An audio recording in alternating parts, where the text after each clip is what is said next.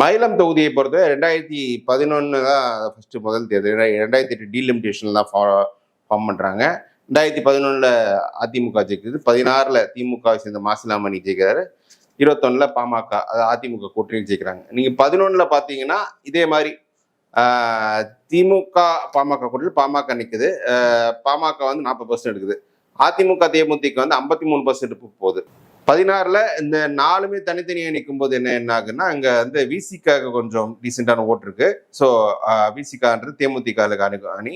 அப்போ வந்து பாத்தீங்கன்னா திமுக அந்த இப்போ ஜெஞ்சியில பார்த்த மாதிரியே கொஞ்சம் அதிமுக தனியா நிற்கும் போது அதிமுக தலித் வாக்குல திமுக கொஞ்சம் புல் பண்றாங்க. அதிமுக பலவீனப்படுறாங்க. அந்த திமுக பாமக தனியா நிற்கும் போது பாமக அங்க 15% எடுக்கிறாங்க. விடுதலை சிறுத்தைகள் ஒரு 6%, அது தேமுதிக அணியில் அவங்க எடுத்துடுறாங்க. ஸோ ஐடியலி அதிமுக பாமக 53% இருந்த அணியில வந்து பிரிஞ்சதுக்கப்புறம் 40% தான் இங்க 13% வெளில போகுது. பெரும்பாலும் அது திமுக தான் திமுக இருக்கு. திமுக கிட்ட பாமக ஓட்டு நிற்கிறது. பாமக தன்னோட ஓட்டு பிரிச்சு எடுத்துட்டு போயிடுறாங்க. 21 இதே அதிமுக பாமக சேரும்போது ஜெஞ்சியில ஏற்படுற பாதிப்பு வந்து இங்க தடுக்கப்படுது. ஜெஞ்சியில வந்து அங்க அமைச்சர் மஸ்தான் பவர்ஃபுல் லீடரா இருந்தாரு. அவரால் இன்னும் ஃபர்தரா ஏடிஎம்கே ஓட்டு டேமேஜ் பண்ண முடியும். இங்க வந்து டேமேஜ் பண்ண முடியல. பாமக கண்டெஸ்ட் பண்ணி அந்த ஏடிஎம்கே ஓட்டு வந்து ஓரளவுக்கு டிரான்ஸ்ஃபர் ஆகுது. பாமக 46% எடுத்திருக்காங்க.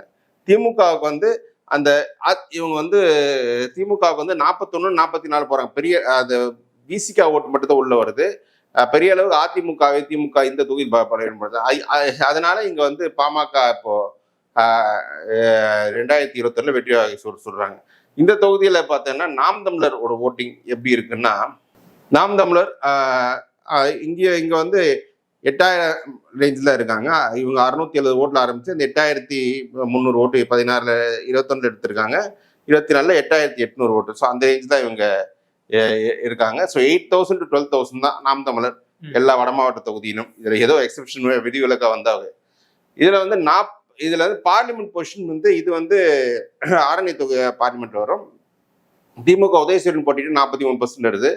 அதிமுக 66, பாமக 22.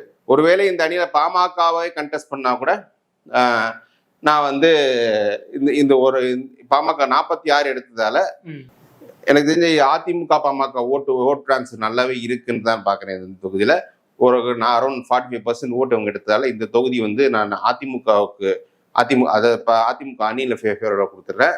ஒருவேளை இந்த தொகுதியில வந்து ஒரு பாமக அதிமுக போட்டிட்டா இது இன்னமும் அவங்க வசதியா போயிடும். அதிமுக சேர்ந்த ஒரு ஸ்டார் கேண்டிடேட் இருக்காங்கன்னு பார்க்கலாம்.